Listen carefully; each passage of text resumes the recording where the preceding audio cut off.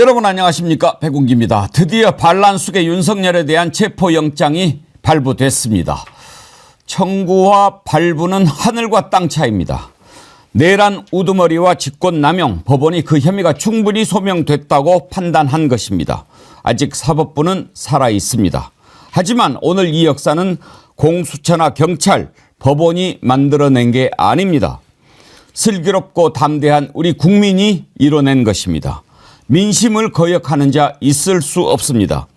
이제 정당한 체포영장 집행을 막아서는 자 있다면 국민이 심판할 것입니다. 국민이 체포할 것입니다.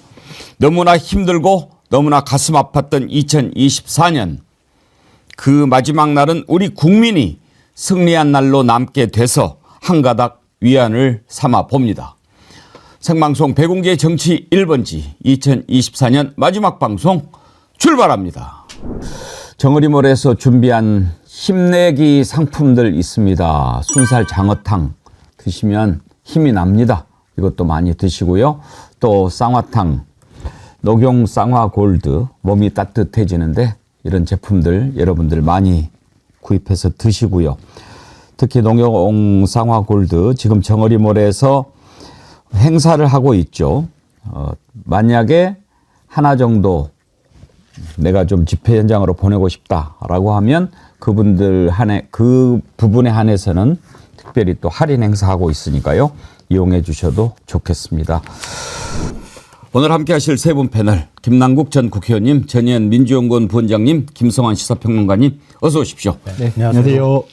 법원이 체포영장을 발부를 했습니다. 그 의미를 먼저 김남국 의원님한테 좀 여쭤보고 싶은데, 체포영장이 발부가 됐다는 사실은 일단 뭐 여러 가지 요건들이 있지 않습니까? 그걸 충족했다는 거죠? 네, 공수처에서도 체포영장 발부 요건을 갖추기 위해서 좀 노력을 했었는데요. 국민들이 좀 많이 속 터지셨잖아요.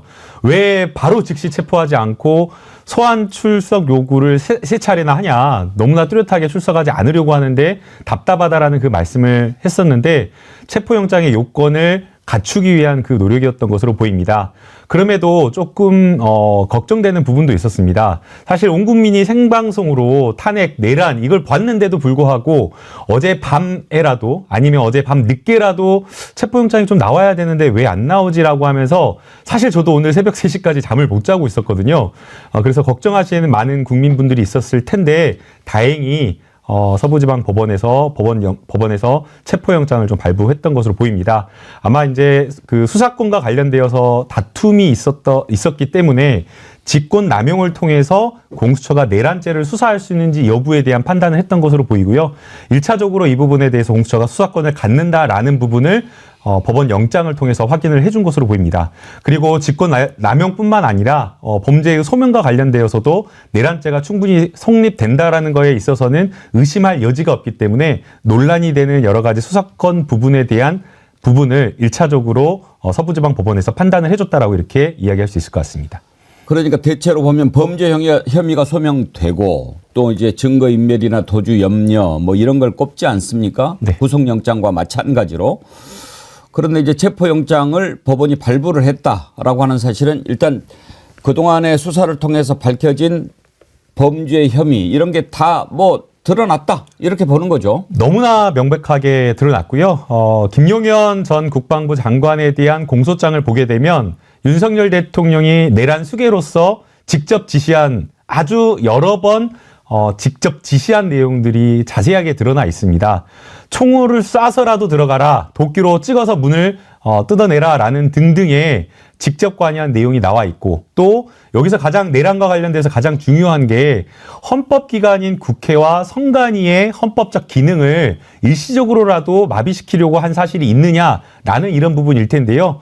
이런 부분도 뭐 이미 체증된 영상 증거 그리고 현장에 있었던 사람들의 진술 증거에 의해서 윤석열 대통령의 관여가 직접적으로 드러나기 때문에 이 부분에 인정하는 것에 전혀 무리가 없다라고 법원에서 판단을 한 것으로 보이고요.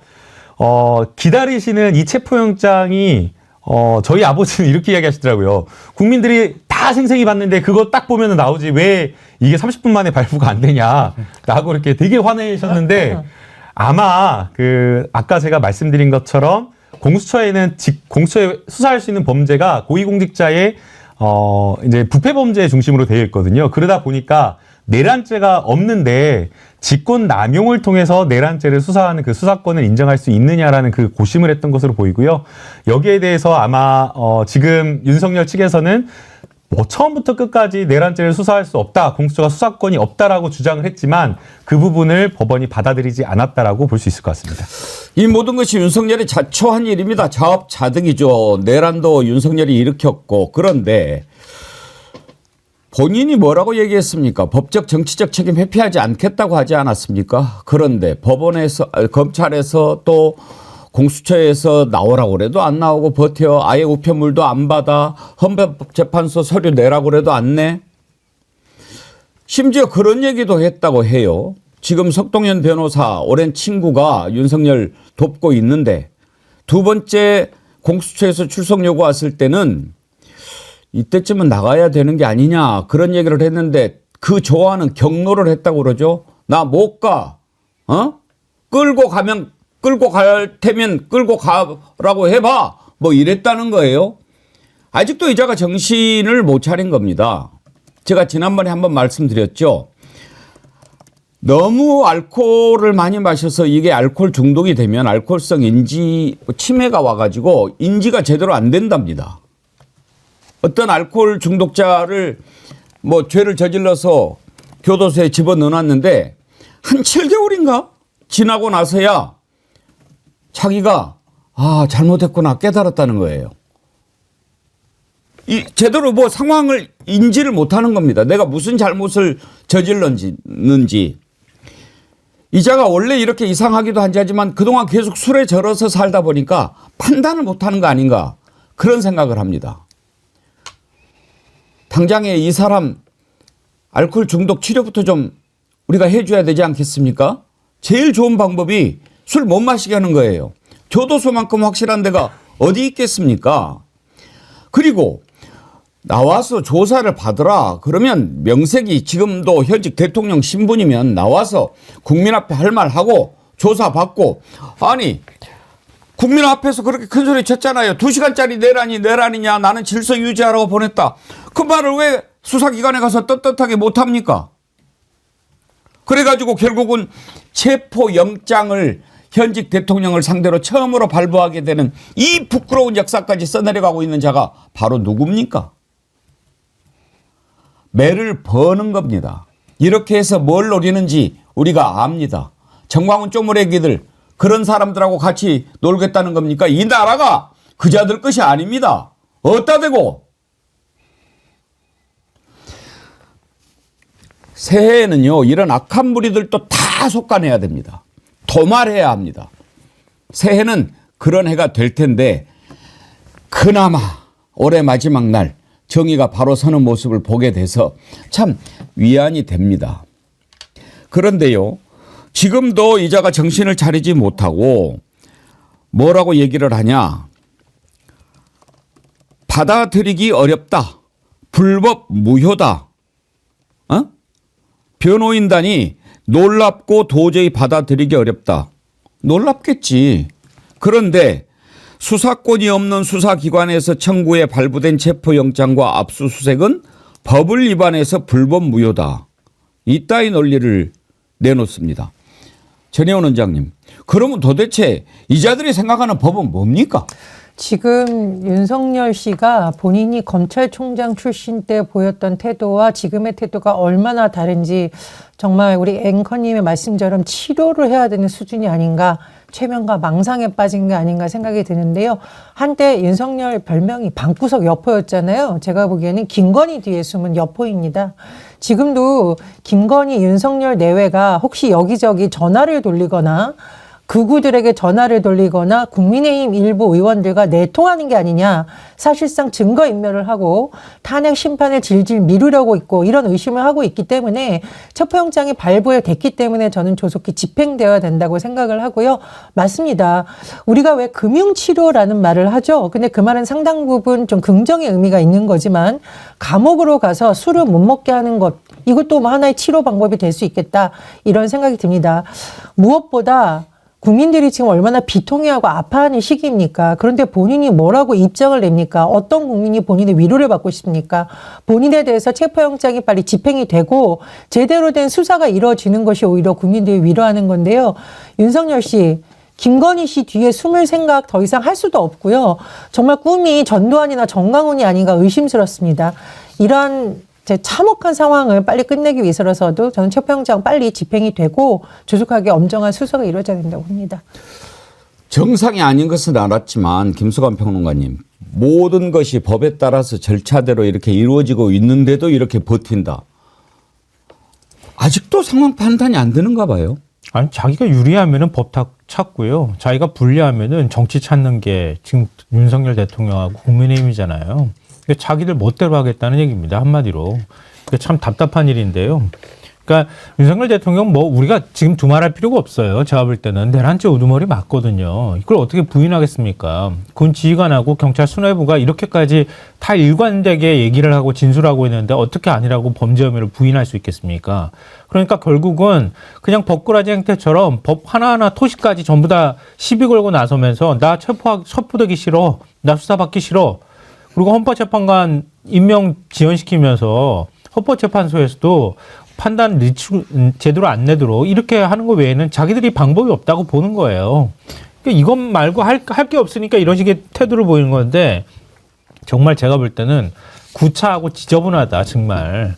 그러니까 국민들한테는 그렇게 자유민주주의 뭐 수호해야 된다 얘기하고 맨날 뭐 툭하면 입버릇처럼 자유 외치다가 국민들이 자유를 위해서 투쟁하고 있으니까 자기가 독재자가 갑자기 법 찾고 이런 모습을 보이는 거잖아요. 진짜 이걸 뭐라고 얘기해야 됩니까? 그냥 감정으로 그냥 기분상으로 얘기하면 그냥 당장 감옥에도 확 집어쳐놓고 다시는 안 보고 싶어요, 솔직히. 근데 저는 이 생각 들었어요. 지금 체포영장 발부되잖아요. 이게 시효가 7일이죠. 7일짜리 체포영장이거든요. 근데 이제 윤석열 얼굴 잘 못 보게 됐다는 생각하니까 속이 좀 후련해요. 왜냐하면 체포영장 그 다음 바로 구속영장이거든요. 그럼 바로 구치소로 들어가가지고 이제 나오기 어렵습니다. 그러면은 재판 받을 때 얼굴 그냥 잠깐 보는 거 정도밖에 없을 것 같거든요. 재판을 나오려는지도 모르겠어요. 박근혜처럼 똑같이 행동할 수도 있거든요. 그럼 그냥 국민들께서 보시기에 다시 보고 싶지 않으니까 바로 그냥 무기 선고하는 거 그냥 보면 되지 않을까? 이렇게 생각해요. 오히려 제가 볼 때는 내란 방조범, 내란 부역자들 잡아넣는 게 더 중요할 것 같습니다. 정신 못 차린 자가 윤석열만이 아닙니다. 국민의힘 권성동 대행은요, 현직 대통령에 대한 구금 시도는 적절하지 않다. 수사 방법으로. 이자도 검사 출신 아닙니까? 그런데 이렇게 법원에 정당한 체포영장 발부를 두고 적절하지 않다. 뭐가 적절하지 않아요? 죄를 지은 놈인데. 대통령은 법 위에 있습니까? 그러면서 체포영장은 증거인멸이나 도주 우려가 농후할 경우 발부하는 것이라고. 도망가는 거는 모르겠지만 증거인멸 농후하지 않나요? 아주 농후하지 않나요? 이건 좀 이따가 따져봅시다. 이 정신 나간 무리들을요, 정리하는 일이 사실은 윤석열을 하나 끌어내리는 것보다 더 어려운 일일 수 있습니다. 이제는 우리 국민들이 다시 한번 보여줄 때가 됐습니다. 국민들 우습게 보다가는 어떻게 되는지 한번 보여줘야지요. 자, 박찬대 민주당 원내대표 오늘 원내대책회의에서 했던 발언부터 들어보죠.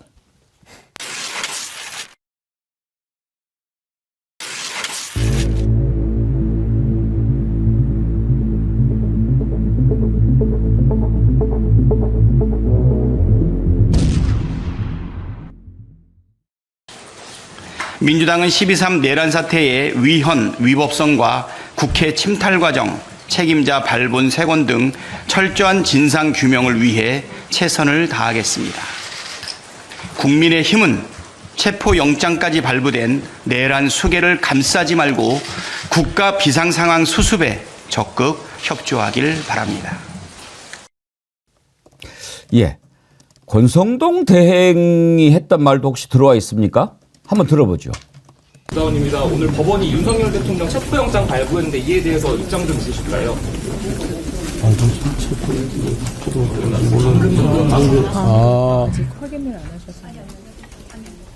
우선 현직 대통령에 대해서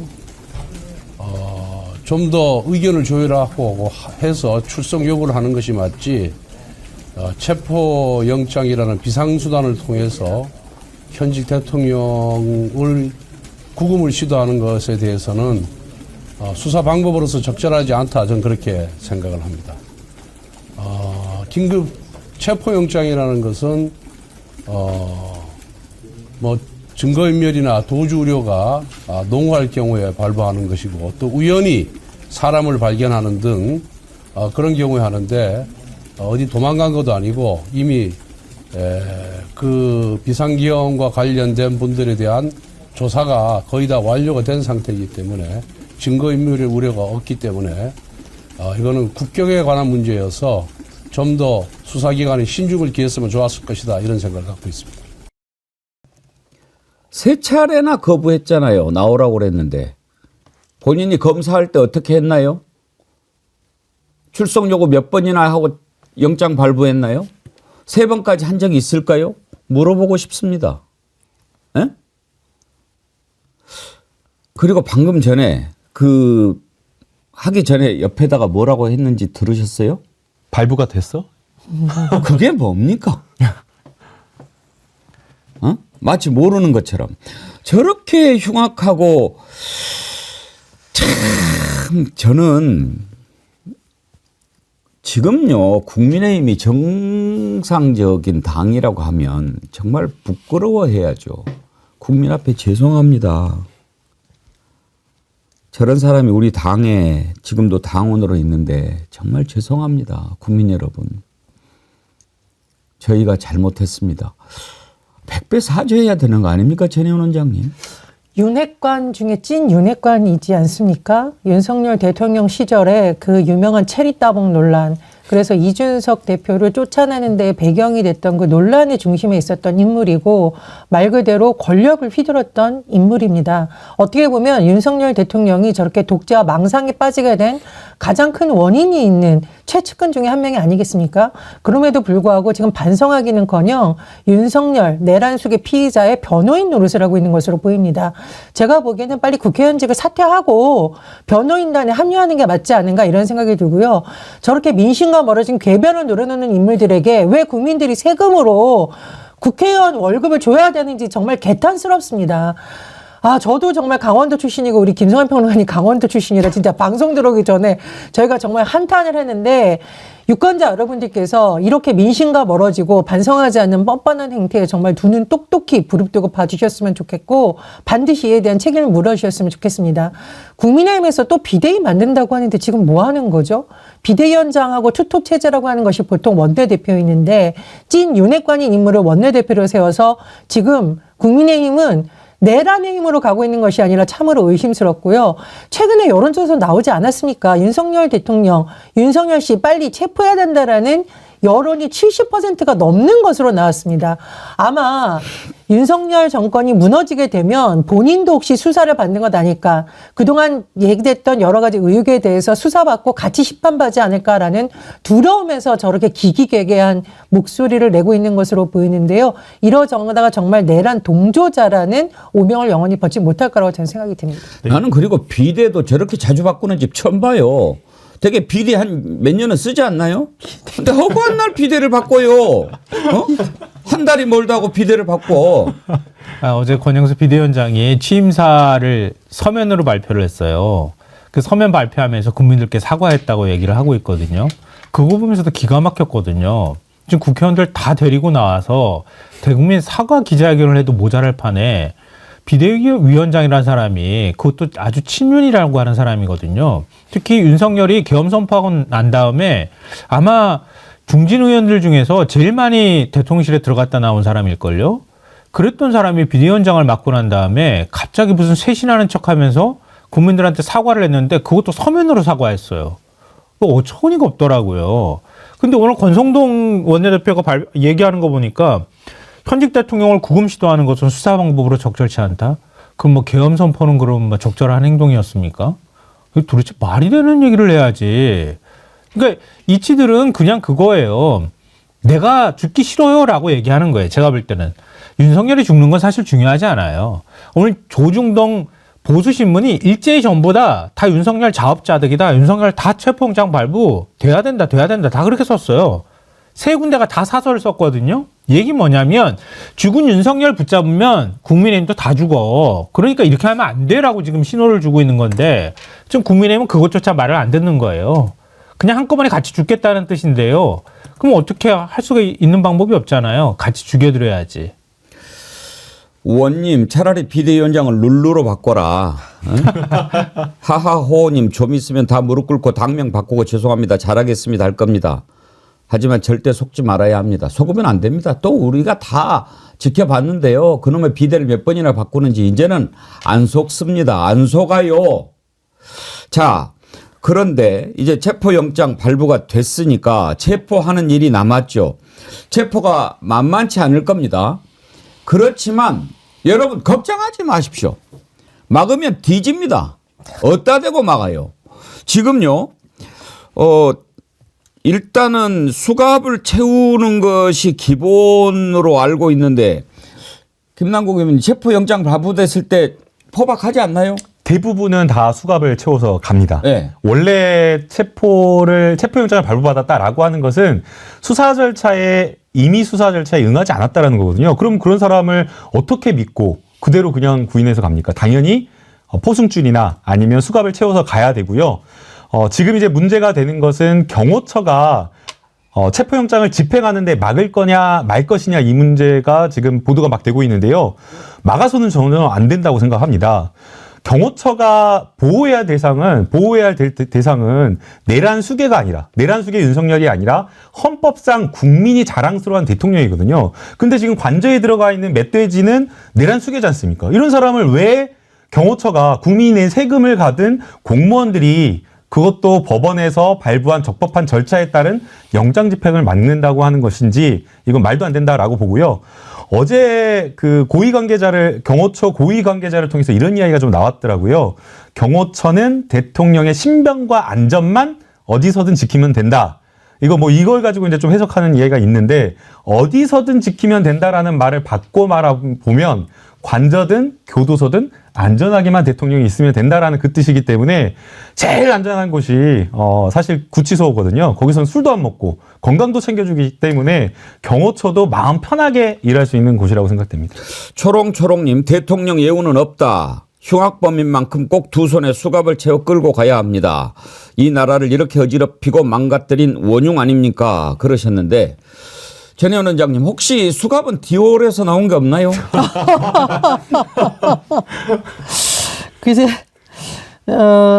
술 취해서 혹시 디올 쪼매난 걸로 네. 디올 새겨진 수갑을 가져가서 술 취한 윤석열을 혹시 체포하는 게 아닐까 뭐 이런 생각도 드는데 권성동 원내대표가 국격을 얘기했더라고요. 그래서 현직 대통령에 대한 구금이나 이런 건 적절하지 않다는 취지의 발언을 했는데 지금 디올 얘기하셨잖아요. 디올은 죄가 없습니다. 디올로 이 나라를 시끄럽게 한 김건희, 윤석열 부부가 죄가 있는 것이고 국격을 추락시킨 인물은 친히 구테타를 벌이고 국회에 계엄군을 투입해서 국회 문을 부수는 이 전 장면을 대한민국 민주주의를 무너뜨린 윤석열에게 있습니다. 그래서 윤석열도 정말 단죄를 해야 될 인물이지만 이 윤석열을 감싸고 돌고 있는 의원들도 단죄의 대상이다. 그걸 하지 못한다면 계속 내란 부역자들이 권력을 잡고 앞으로 수사를 방해하고 탄핵을 지연시키는 일이 계속될 것 같아서 굉장히 우려가 됩니다. 우리 정어리 의원처럼 정의와 상식을 중요시하는 분들이 정말 빨리 이 탄핵이 제대로 이루어지고 국민의힘도 내란의 힘에 끌려다니는 이런 모습을 종식할 수 있도록 조금 더 힘을 모아주셨으면 좋겠고요.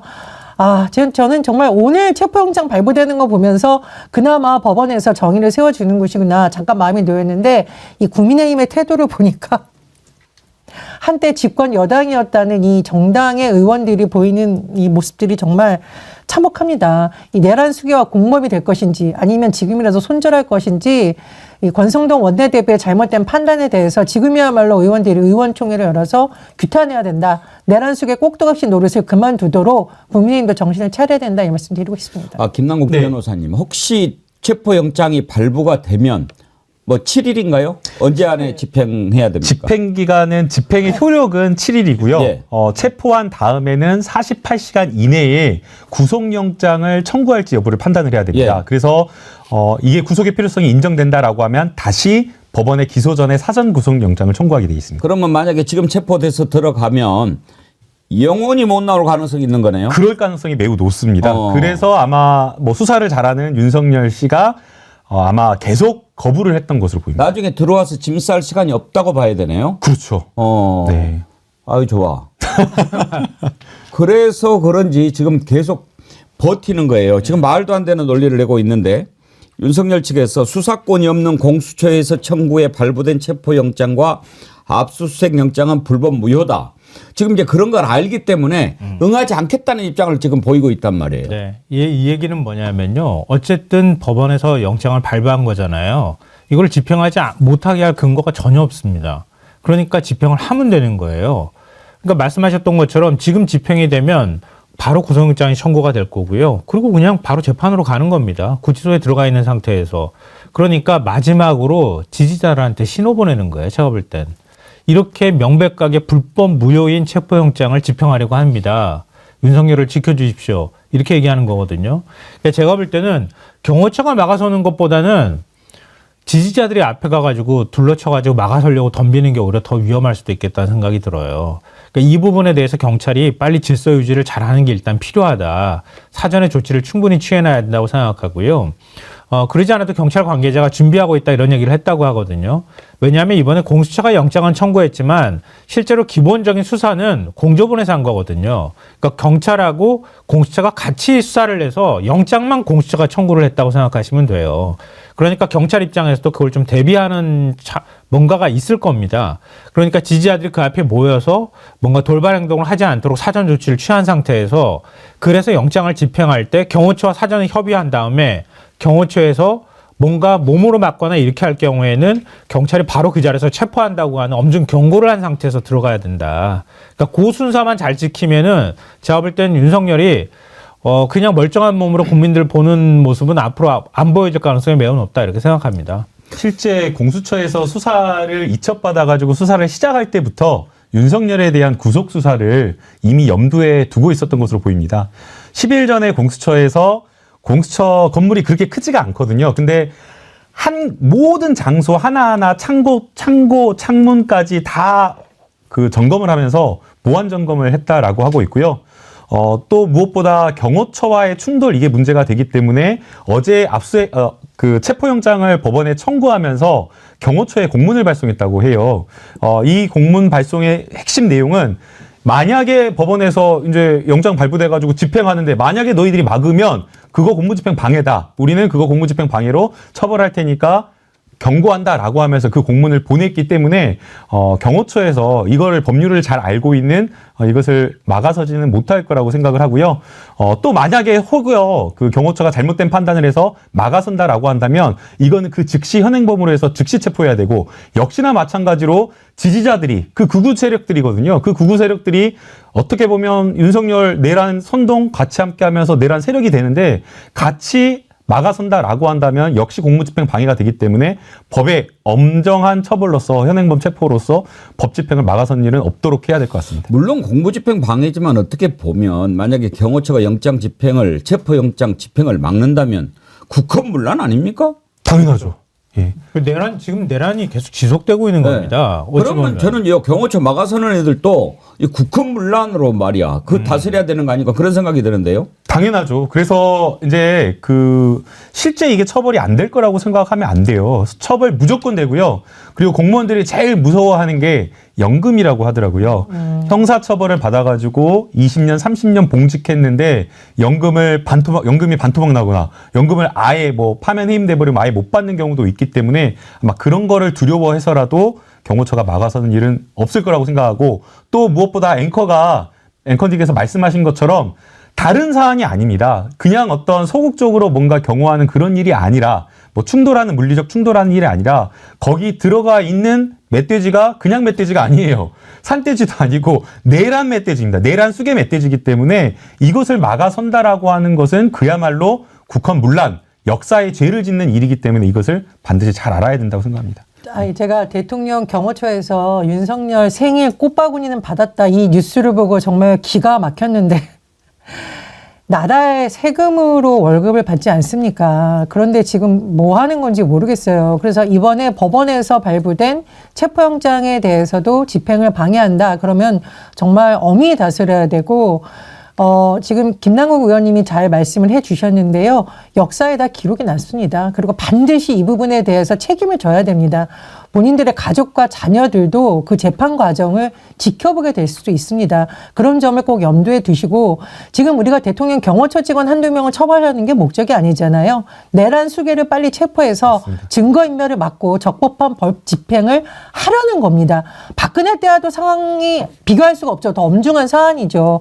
지금 사형까지도 가능할 수 있는 중범죄 피의자란 말입니다. 그런 부분에 대해서도 경호처가 심사숙고해야 되고 또 공수처에서도 사전에 공문을 보냈다고 하니까요. 물리적 충돌 없이 빨리 윤석열을 체포해서 서울구치소에 구금을 해야 된다고 봅니다. 맞습니다.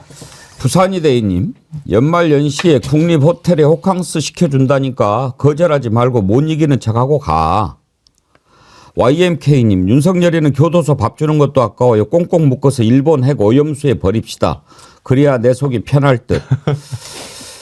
조금 이따가 보냅시다. 그 좀 지금 보내면 좀 아쉽지 않습니까? 그리고 또 일본이 무슨 죄입니까? 일본 바다를 일본이 죄가 많죠. 참 제가 잘못했습니다. 서현님, 오랜만에 짜증 섞인 목소리가 아닌 활기찬 목소리 듣기 좋네요. 정말 오늘 모처럼 힘이 좀 납니다. 이아이님, 국민들 연말에 보너스로 내란 수계 은팔찌나 케이블 타이 선물해야. 햇살 가득님, 케이블 타이 100개 돌려라. 주댕이도 케이블 타이로 묶어라. 사이즈가 맞는 게 있을라나? 보스형님 TV님, 수갑은 정어리몰에 있습니다. 광고 아님. 정어리몰에서 수갑 팝니까? 디올 수갑으로 판매해야겠네요. 한번 좀 알아보도록 하겠습니다. 그런데 정말 그런 글 올리시는 분들이 많아요. 김성환 평론가님. 그 선관위 체포하러 간다고 했던 것들 있지 않습니까? 야구 방망이, 케이블 타이, 안대, 포승줄. 이거 고스란히 지금 쓰면 될 것 같다는 생각 드네요. 네? 그러니까 그 계엄 선포하고 난 다음에 국민들이 엄청난 공포에 시달렸잖아요. 그때 심리학자들이 한결같이 얘기하는 게 뭐였는지 아십니까? 국민들한테 그 트라우마를 극복하게 해줄 수 있는 방법은 내란 속에 빨리 잡아놓는 거라 그랬어요. 그래야 국민들이 마음을 안심하고요. 또 다른 그 트라우마 그렇게 했던 것에 대해서 일종의 권선징악이 이긴다고 해야 되나요? 저렇게 했던 자를 감옥에다 넣을 수 있는 체제를 우리가 갖고 있다고 하는 생각, 그런 안심 같은 것들을 해야 된다고 얘기했거든요. 지금이라도 뒤늦게 구속이 된다고 하면은 그나마 천만 다행이다 이런 생각이 들고요. 아까 그 노상원 말씀하셨잖아요. 야구 방망이. 네. 노상원이 그랬다잖아요. 노태학 선관위원장 붙잡아가지고 오라고 내가 야구 방망이로 노태학이한테 위협하면 그러면은 노태학이가 선거 부정했다는 거 인정하게 될 거다 이렇게 얘기했다잖아요. 그 케이블 타이 같은 것도 그 케이블 타이로 전부 다 선관위 직원 30명 묶어가지고 오면은 그 직원들 이른바 그냥 우리 속되게 말하면 족치면은 전부 다 부정선거 있다는 거 다 실토할 거고 선관위 홈페이지에다가 부정선거 했다고 사과문 게재하라고 시켰대잖아요. 이런 제정신이 아닌 것들이 저런 것들을 준비한 거예요. 테이블 타이부터 시작해서 야구방망이를 왜 준비해라 이해를 못했거든요. 어떻게 군인한테 야구방망이를 준비하라 그랬나 이렇게 생각했더니 그게 이 무속의 심취해 있는 노상원 같은 인간이 그 햄버거 회동에서 했다는 얘기를 합니다. 그 정모대령이 그걸 다 불었어요. 근데 이 완전 비정상적인 인간들입니다. 제가 볼 때는. 송곳은 왜 필요하죠? 지금 공소장이나 이런 내용이 지금 언론 통해서 보면은 선관위 체포조에 송곳, 포승줄, 망치, 케이블 타이, 야구 방망이. 그래서 이게 족친다라는 의미가 위협을 하는 수준이 아니라 실제적으로 신체에 혹시 고문을 하려는 게 아니냐 이런 말까지 지금 제기가 되고 있고 너무 끔찍하지 않습니까? 헌법기관인 선관위 직원들을 데려다가 부정선거에 대한 뭔가 시나리오를 만들기 위해서 이런 발상을 한 자를 옆에 두고 친위 구테타를 열었다. 이런 인물을 그럼 체포해야지 누굴 체포해야 합니까? 내란 수개를 빨리 감옥으로 보내야지 왜 관저에 두고서 대통령 경호처가 나서서 경호를 하게 합니까? 이 상식적인 선에서도 정말 이게 집행이 돼야 되는 것이고요. 저는 진짜 국민의힘의 이 일부 의원들의 행태를 보면 정말 해체해야 될 정당이다. 이 와중에도 윤석열과 내통을 하고 있고 김건희의 지시를 받고 있는 게 아닌가. 이게 상당히 의심스럽습니다. 탄소 제로님, 대문은 야구방망이로, 멧돼지 앞다리는 케이블 타이로. 그렇게 하면 되겠군요. 행복님, 포승줄은 고무호수로 바꾸는 게 어떨까요? 그러면 또 트라우마가 있으니까. 원님, 마취총이 필요합니다. 멧돼지는 마취총이 답입니다. 럭키세븐님, 밧줄로 꽁꽁 밧줄로 꽁꽁 단단히 묶어라. 멧돼지가 도망칠 수 없게. 노래가 생각나는군요. 자, 이제 우리가 그림이 그려집니다. 체포영장 들고 가서 미란다 원칙 고지하고. 미란다 원칙 고지하죠? 네, 당연히 구제합니다. 변호사 선임할 수 있고, 네. 묵비권 행사할 수 있고. 네, 혐의 사실도 고지해줘야 됩니다. 예. 네. 오늘 아침에 그런 것 좀 보고 싶다 하는 또 글을 올려주신 분이 계셨어요. 이상부님, 국민 위로 차원에서 체포영장 집행할 때 생방송으로 미란다 원칙 고지하는 것 듣고 싶습니다. 그런데요, 지금 현장 상황이 조금 요상하게 돌아가는 것 같습니다. 정광훈 일당이 그쪽에 지금 몰려 들어가지고 이런저런 집회를 하고 있다고 하는데 이자들이 지금 막아보겠다는 겁니까? 그렇죠. 제가 그게 제일 우려된다고 말씀드렸잖아요. 근데 경호처 직원은 이거를 그냥 물리력으로 막기 굉장히 어려운 상황이란 말이에요. 공무집행 방해를 하게 되는 거고 현직 대통령으로서는 처음으로 지금 체포영장이 발부가 된 거란 말이에요. 1인 시위도 막으면서 그걸 안 막아요? 그것도 사실은 납득할 수 없는 거죠. 1인 시위하는 것도요. 그 앞에 그 관저로 들어가는 골목 입구에서조차 못하게 멀찍이 떨어져서 하게 시켰거든요. 근데 정광훈 일당 그러니까 제가 경찰이 이 부분에 대한 질서 유지를 빨리 먼저 미리 해놔야 된다고 말씀을 드린 게 바로 이런 그 이유 때문이에요. 그래서 윤석열 측에서 이거 불법 무혐의다라고 얘기했던 것도 정광훈이나 이런 데 메시지를 주기 위해서라고도 말씀드렸잖아요. 그러니까 그런 우려할 만한 사태가 벌어지지 않게 빨리 사전에 질서 유지하고 체포영장을 집행해야 된다 이렇게 생각합니다. 그리고 이번에 수색영장 얘기가 지금 안 나오는데요. 수색영장까지 같이 신청을 했거든요. 선고를 한남동 했거든요. 공관 수색영장도 발부됐다고 그러지 않았나요? 함께 합니다. 예. 그러면 이번에 아예 들어가서 수색도 한꺼번에 다 해가지고 나와야 그렇게 된다. 해야죠. 예. 네. 지금 공수처는 호텔도 예약을 해놨네요. 방금 밝혔는데 내란 우두머리 혐의로 체포영장이 발부된 윤석열에 대해 다음 달 6일까지 영장이 유효하며 집행되면 서울구치소에 구금될 예정이라고 밝혔습니다. 호텔 예약이 다 끝나 있네요. 저 깜짝 놀랐습니다. 네. 무슨 호텔을 예약한 줄 알고 진짜 호텔 예약한 줄 알고 깜짝 놀랐어요. 무슨 호텔인가? 국립호텔. 국립호텔. 지금 한남동 앞에 모습 잠깐 사진이 들어왔는데 정광훈 일당이 지금 몰려들고 있습니다. 이런 부스레기들 같은 자식들. 한번 보여주실래요? 한남동 현재 모습이죠? 예. 근데 왜 내란 속에 이재명을 체포하라? 참. 왜 그래요? 왜 그래요? 제가요 후반부에서 정말 이 악하고 거짓된 무리들 싹 다 도말해야 된다는 말씀을 드리려고 생각했는데 지금 여기 나온 김에 이거 한번 좀 중간에 짚어보고 갑시다. 지금 제주항공 여객기 참사로 그 희생자의 유가족뿐만 아니라 온 국민들이 얼마나 지금 가슴이 무너지고 아프고 눈앞에서 그런 일을 보면서 너무나 힘듭니까? 이 대통령이라는 놈 하나 잘못 뽑아놓으니까 이렇게 참사가 많이 납니까? 참사 공화국이 돼버렸어요. 이태원 참사, 오송차 지하차도 참사, 제주항공 여객기 참사. 그런데 이런 참사가 일어났을 때 그거를 같이 가슴 아파하고 울고 안아주지를 못할 망정. 이거를 그 아픔 가슴에 소금을 뿌리고 더 찔러대고 비틀어대고 그런 자식들이 있어요. 정광훈 이런 자가 목사입니까? 뭐라고 얘기했는지 아십니까? 이게 하늘의 뜻이래요. 이런 자식이 어떤 목사입니까? 목사는 한번 들어보시죠. 근데 이걸 영적으로 보면요, 이게 다 이것은 돌아가신 분들에 대해서는 좀 죄송할지 모르지만은 영적인 세계에서는 이게 전부 세상 권세를 잡은 사탄입니다. 사탄. 물론 하나님이 사탄에게 허락을 하는 거죠. 허락을 하는 겁니다. 사탄이가 세상 임금이 되어서 요한복음 11장에 보면은, 요한복음 11장에 보면 사탄은 세상 임금이라고 그랬습니다. 세상 임금이에요.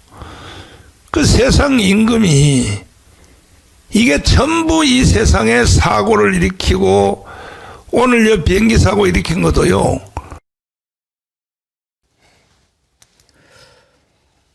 저런 자가 짓거리는 소리를 들으러 저런 교회에 나가는 분들께 말씀드리고 싶습니다. 빨리 돌이키십시오. 빨리 돌이키십시오. 정말 거짓된 자입니다. 악한 자입니다. 어떻게 저런 자가 목사란 말입니까? 지금 슬픔에 빠져 있는 유족들이 있고 국민들이 함께 애타하고 있는데 그게 하나님이 사탄한테 시켜서 그랬던 일이라고 그렇게 얘기하는 게 인간입니까? 목사고 말고 그걸 떠나서 인간입니까? 이런 헛소리, 개소리, 잡소리를 하는 자가 또 있었어요. 이태원 참사 때 천공이라는 자식 뭐라고 얘기했습니까? 이게 더 우리 국군이 커나갈 수 있는 그런 기회가 된다. 이런 소리를 짓거리지 않았나요? 이런 것들 싹 다 정리해버려야 됩니다. 그때 천공 얘기 혹시 들어볼 수 있나요? 좋은 기회는 자꾸 줍니다. 우리 아이들은 희생을 해도 이래 큰 질량으로 희생을 해야지 세계가 우리를 돌아보게 돼 있어요. 이런 일이 지금 꾸며진다라는 거죠. 우리 아이들 희생이 보람되게 하려면 이걸 기회를 잘 써가지고 세계에 빛나는 일을 해야 됩니다. 해야 되는데 이 러시아도 중국도 적이라고 하고 있는데 이게 좀 추모 이런 것들을 자꾸 메시지도 오고 진심으로 우리가 이 뜻을 같이 아파하마 이렇게 올 때 이걸 품어낼 줄 알아야 됩니다. 이거 품어내는 걸 어떻게 품어내냐? 대통령께서는 각 대통령들이 우리 대한민국에 우리 아이들이 이렇게 희생됐는데 이렇게 희생했다고 추모를 해주고 같이 아파해 줄 때 그걸 다 받아들여 가지고 진짜로 세계에 지금 편지를 한 장씩 다 써야 됩니다. 고맙습니다. 그 야구 빵망이랑 송곳이랑 망치 지금 그 어디 있어요? 다 저놈들한테 써야 될 것 같은데요. 예. 그거 좀 갖다 줄래요? 그러니까요.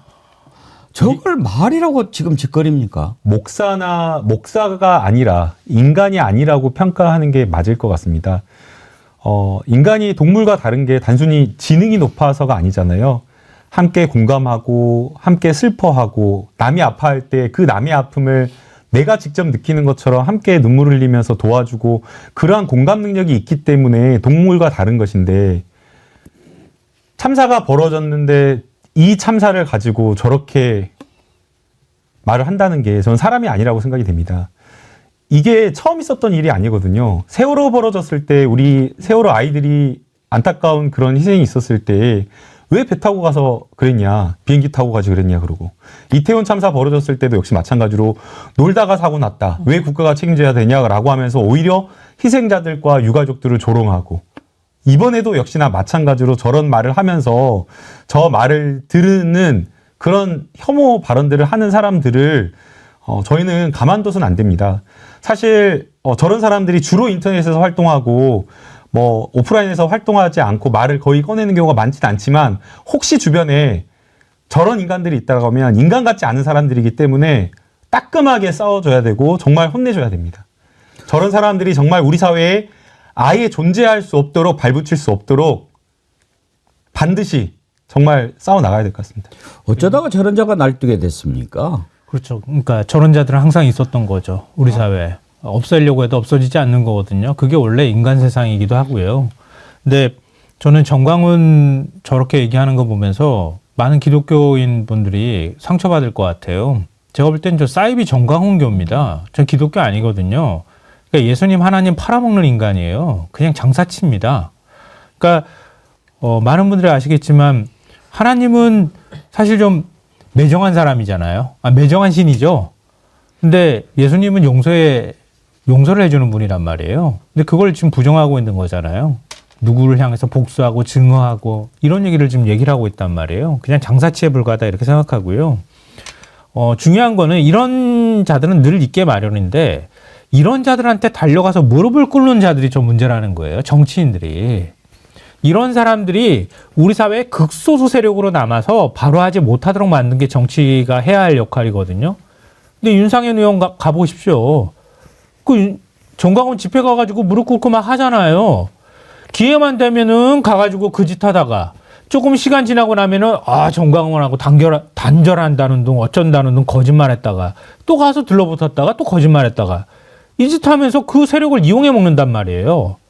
그게 지금 바로 국민의힘 모습이다. 그리고 내란 공범의 그냥 가장 민낯의 행태들이다. 그리고 이런 자들한테 휘둘렸던 대통령이라는 자가 결국은 계엄 선포도 하고 내란을 일으키기도 했다.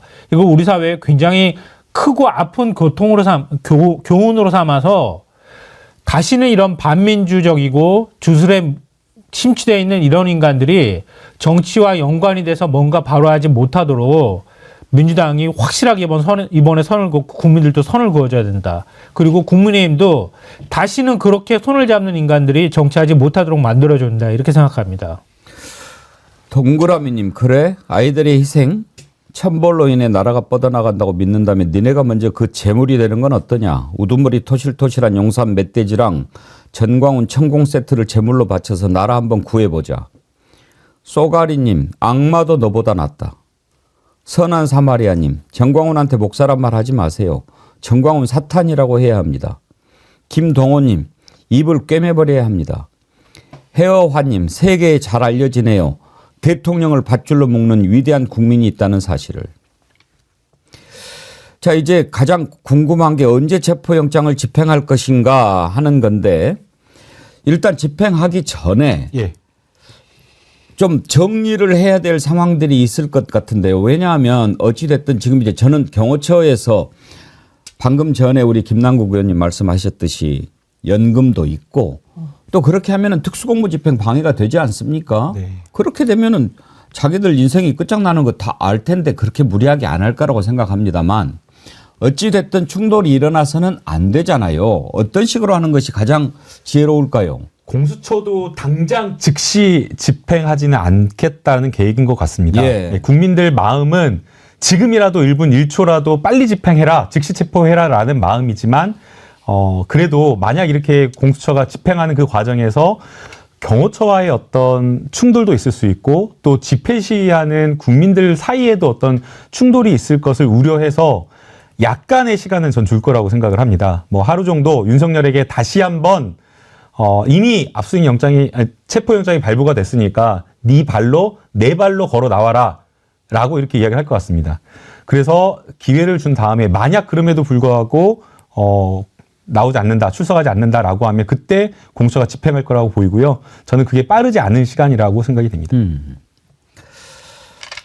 지금 한남동 관저 앞에 극우 보수들 엄청 왔어요. 리더차도 오고요. 정광훈이도 온대요. 경찰들이 통제를 잘 해야 할 것 같아요. 하고 차기순 애청자님이 소식을 전해주셨고요. 이은주님, 윤석열 체포영장이 발부된 오늘 아침에도 경찰은 극우 유튜버 신혜식에게 마이크까지 넘겨주며 적극적으로 그들의 집회활동을 도왔습니다. 윤석열 체포 실행 전에 경찰을 지금 누가 통제하고 조정하는지부터 알아보고 사전 조치해야 합니다. 그런 글을 주셨는데 정말 궁금해요. 지금 김성환 평론가님, 경찰 수뇌부, 경찰청장, 서울청장 1인자, 2인자가 다 구속돼 있지 않습니까? 그런데도 어떤 자가 남아서 이렇게 1인 시하는 것도 막아서고 이렇게 할 때는 또 은근히 뒤에서 도와주고 이런 짓을 하는 걸까요? 그래서 원래 경찰의 속성인가 이런 생각도 좀 하고요. 지난번에 남태령에 그 트랙터 정봉준 투쟁단도 예. 막아섰었잖아요. 굳이 지역에서부터 다 트랙터 몰고 올라왔는데 남태령에서 막을 이유는 또 뭔가? 일종의 이제 권력이나 힘을 보여주려고 하는 거 아닌가? 우리가 이 정도 힘은 갖고 있는 조직이야. 이런 것들을 보여주려고 하는 것이 아닌가? 뭐 이렇게 생각하고요. 저는 경찰 지금 경호처장이요. 경찰청 차장 출신이에요. 그러니까 박종준 경호처장이거든요. 경찰 출신입니다. 그러니까 경찰하고 어떤 방식으로든 지금 이제 공수처는 그 경호처하고 소통하고 있지 않다 이렇게 얘기는 하지만 경찰이 가서 경호처 직원을 앞에 두고 체포영장을 집행하려고 공수처가 물론 앞장서서 하겠지만 그렇게 하는데 경찰 출신인 경호처장이 경찰하고 막 맞붙겠다? 왜냐하면은 지금 공수처 인원만으로는 이 체포영장 집행하고 그 질서 유지를 하기 어려워요. 공수처는 이제 그럴 인력이 없거든요. 그럼 경찰이 협조를 해줘야 된단 말이죠. 그런 면에서 어느 정도까지 거부할 수 있을까? 그러니까 물리력을 완강하게 저항할 수 있을까? 이런 생각은 약간 좀 의문이 있습니다. 근데 있는데 최소한 경찰하고는 사전에 교감을 할 가능성이 있다고 보고요. 그러면 지금처럼 이렇게 혼란이 발생하는 부분에 대해서는 어떤 방식으로든 정리하려고 할 것이다. 경찰이 그런 부분에 있어서는 기존에 보였던 모습, 실망스러운 모습하고 달리 이번에는 좀 질서 있게 윤석열을 체포할 수 있도록 도와야 된다 이렇게 생각합니다. 전혜원 원장님, 뭔가 우리가 지금 확실하게 모르는 세력이 있는 것 같아요. 저도 그런 의심이 듭니다. 사실상 몇몇 인사들이 지금 구속되거나 했지만 윤석열 정부에서 승승장구했던 경찰 세력이 내부에 있지 않겠습니까? 그래서 사실상 내란 동조 세력은 여전히 남아있다 이렇게 생각이 들고요. 제가 정말 주목하는 것이 국민의힘입니다. 윤핵관 중에 찐 윤핵관인 권성동 의원이 원내대표 자리를 잡고서 사실상 국민의힘 의원들을 통제하고 있다고 봐야 되거든요.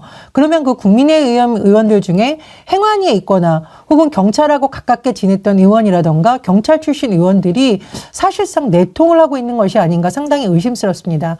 빨리 일단 우두머리부터 잡아 넣어야 되고 제가 계속 발본세권, 세 판을 짜야 된다고 말하는 이유가 이런 거거든요. 지금 사실상 이 세 번이나 불응한 윤석열에 대해서 경호처가 감싸는 듯한 모습을 보인다면은 저는 공무집행 방해뿐만 아니라 사실상 내란 동조죄로도 엄하게 처벌해야 된다고 봅니다. 금수강사님, 앵커님, 세계 큰 손들은 중국 흔들리면 중국 잠식할 기회를 보다가 우리나라 꼴 보면서 우리나라 금융부터 잡아먹으려 방향을 틀고 있습니다. 제발 이 난국 빨리 정리해야 합니다. 나라 망합니다.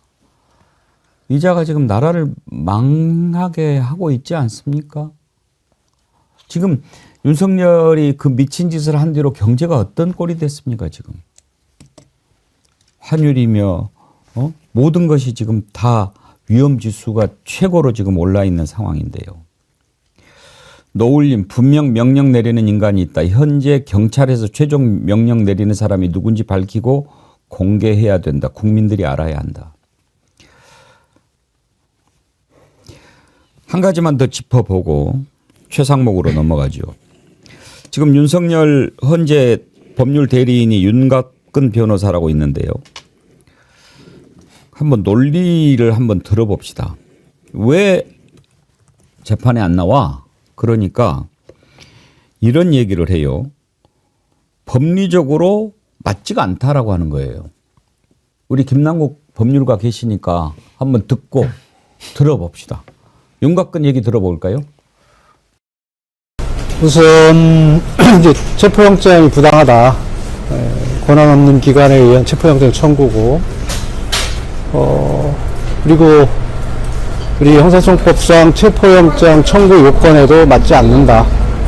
그게 핵심입니다. 네, 방금 권한 없는 수사기관이 이제 청구한 거라고 하셨잖아요. 네. 그럼 어느 기관에서 해야 된다고 보신 거예요? 어느 기관에서 청구해야 되는 문제는 지금 말씀드릴 사항은 아니고, 공수처는 내란죄에 대한 수사권이 없다. 그거를 말씀드리는 겁니다. 영장이 발부되면 협조하실 계획이신지. 그건 그때 가서 얘기하겠습니다. 우선 현직 대통령에 대해서는 직권남용죄로 소추할 수가 없습니다. 그리고 직권남용죄의 어떤 법정형이나 여러 가지 이 죄의 형질과 성질과 또 내란죄의 법정형을 비교해 봤을 때 내란죄가 비교할 수 없을 정도로 중대한 범죄입니다. 그런 가벼운 범죄를 가지고 내란죄의 어떤 관할을 주장하는 것도 법리적으로 맞지 않습니다. 여러분들이 좀 상식을 가지고 판단해 보시기 바라겠습니다. 객관적 상황과도 맞지도 않고 상식에도 부합하지 않는 진술, 일방적 진술들이고, 또 그 진술하게 된 배경들에 대해서 상당한 의심을 가지고 있습니다. 누가 상식이 없는 건지 나 참 이해가 안 되는데 김남국 의원님 먼저 저 얘기가 이해가 됩니까? 이해가 됩니다. 예, 그러니까 저도 이제 저 법리적 주장을 맞는 주장인지 굉장히 좀 따져봤거든요. 예. 그리고 실제 법원에서 영장 발부 시간이 굉장히 오래 걸렸습니다. 그래서 지금 윤곽금 저 변호사가 한 이야기가 그래? 진짜 맞는지 안 맞는지 여부에 대해서 깊이 아마 들여다본 것 같습니다. 그래서 어젯밤에 사실은 그냥 보면은 바로 나와야 되는데 어떨 때는 영장 자판기라고 불리는 게 법원이지 않습니까? 근데 영장이 상당 시간 걸리고 새벽에도 밤에도 안 나오고 새벽에도 안 나오고 오늘 아침에서야 나왔던 것은 저 주장을 심도 있게 판단을 했던 것으로 보입니다. 왜냐하면 이게 단순히 그 영장 수사권에 관한 문제가 영장에 관한 문제만 있는 것이 아니라 이 수사권에 기해서 체포, 압수수색, 증거 수집 이런 것들이 모두 다 이루어지기 때문에 나중에 전국적으로 가서는 법원에 가서 증거 능력 문제로 또 이어질 수 있기 때문에 법원에서도 상당히 신중하게 들여다본 것으로 생각이 됩니다. 1차적으로는 김용현 전 국방부 장관에 대한 검찰의 영장 청구와 압수수색 영장 청구와 구속영장 청구했을 때 이 논리, 이 법원의 판단이 한 번 있었습니다. 직권 남용 범죄를 통해 가지고 내란죄로 관련 범죄를 수사할 수 있다라는 걸 그때 서울중앙지법 법원에서 한 번 판단을 했고요. 다시 서부지방법원에서 한 번 더 고민을 한 건데 왜 한 번 더 고민을 할 수밖에 없었냐면 그때 국방부 장관과 다른 점이 뭐냐면 대통령의 경우에는 형사소추를 받지를 않습니다.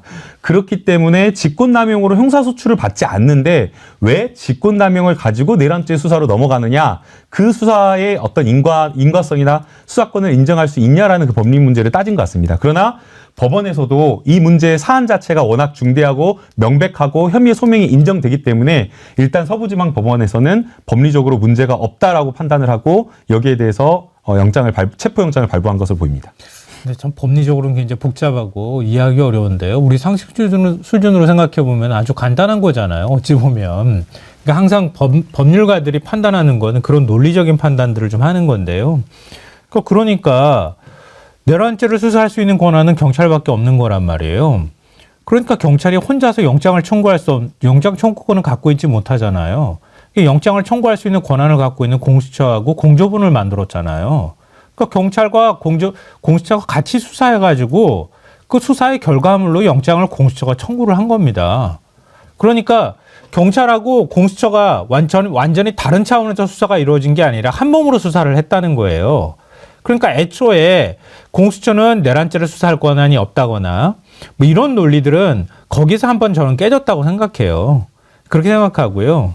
근데 그 다음에 이들이 또 얘기하는 거는 뭐 위법수사니 어쩌니 이렇게 얘기를 하고 체포영장도 요건이 안 된다 이렇게 얘기하는데요. 그건 뭐 어처구니가 없는 얘기고, 체포 요건이 되는 건 얘기했잖아요. 출석하세요. 세 차례나 얘기했는데 출석 안 했잖아요. 그렇게 체포 요건이 되는 거지.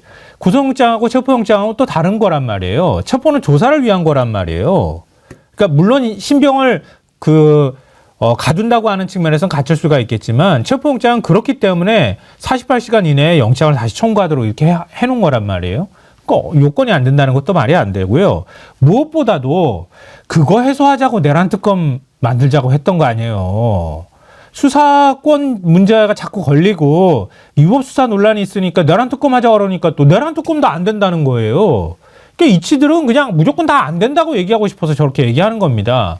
그러니까 하루빨리 내란특검 문제를 정리를 해서 어쨌든 재판에 들어가더라도 다른 혐의로 기소할 수 있고 또 수사할 수 있어야 하거든요.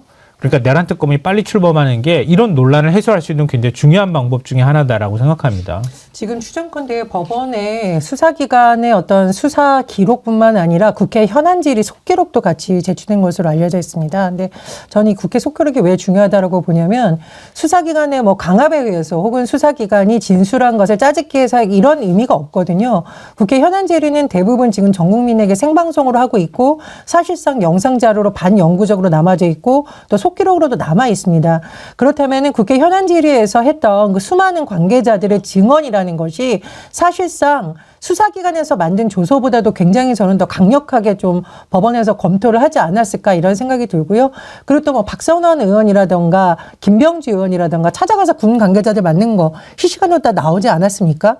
그거는 수사기관에 뭐 강압 이렇게 할 시간도 없었어요. 사실상 즉시 계속 이 계엄 사태가 발령된 이유에 대해서 실시간 진행된 것이기 때문에 법원에서 그런 부분도 많이 보지 않았을까 생각이 됩니다. 오해가 있을까봐. 예. 객관적으로 제가 법리적으로 이제 법원의 고민을 좀 설명을 드린 거고요. 기본적으로는 법률에 정의가 끼워 맞춰서는 안 된다라고 생각이 됩니다. 네. 우리 사회의 정의라고 하는 게 있고 그 정의에 법률이 맞아야 되는 것이지 법률이 있다고 해서 그 형식적 법률에 그냥 인간이 만들어 놓은 법률에 억지로 이 사회의 정의를 끼워 넣으면서 왜곡되어 가지고 그러면서 내란죄 처벌이 안 된다라는 그런 말도 안 되는 결론이 있어서는 안 되기 때문에 법원에서도 즉시 그리고 앞으로 수사기관에서도 즉시 체포영장을 강제 집행을 저는 해야 된다고 생각을 합니다. 저는 아까 이해가 된다고 말씀하셨을 때 다 미쳐 있으니까 그런 거라고 그래서 이해가 된다고 말씀하실 줄 알았어요. 법원의 고민이 이해가 된다는. 예. 이제 투 트랙으로 가야 합니다. 수사와 탄핵 심판. 일단 2024년 12월 31일 법원이 체포영장을 발부하면서 수사는 큰 분기점을 맞게 됐습니다. 이제 새해에는 윤석열 체포돼서 구금되고 사법심사 받게 되는 그 순간들 하나하나 우리가 맞이하게 될 것입니다. 그리고 헌법재판소에서 피청구인 윤석열을 파면한다라는 소리를 듣는 날도 하루하루 다가오고 있습니다.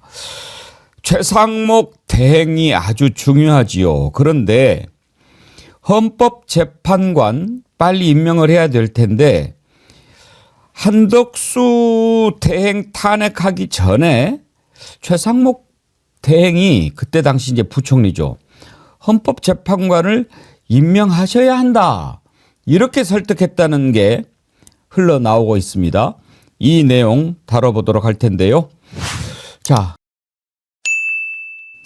2부에서는 최상목의 선택 이걸 한번 좀 다뤄보려고 하는데요.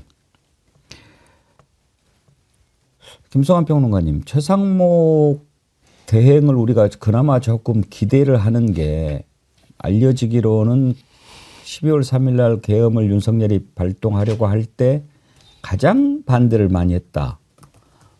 그런 인물로 알려져 있고 또 최근에 나온 게 한덕수 대행한테 헌법재판관 임명하셔야 된다 이렇게 설득했다고 그래요. 네, 이거 오늘 조선일보하고 중앙일보가 쌍으로 같은 주목할 만한 보도를 내놨는데요. 지금 방금 전에 말씀하셨던 건 중앙일보가 보도한 겁니다. 그러니까 지난 20일 민주당이 한덕수 권한대행 탄핵을 시사하니까 한덕수 대행한테 최상목 지금 대행이 찾아갔다는 거예요. 나라와 경제가 어렵다. 불확실성을 빨리 끝내려면 헌법재판관 임명은 하셔야 한다. 이런 취지로 건의를 했다고 합니다.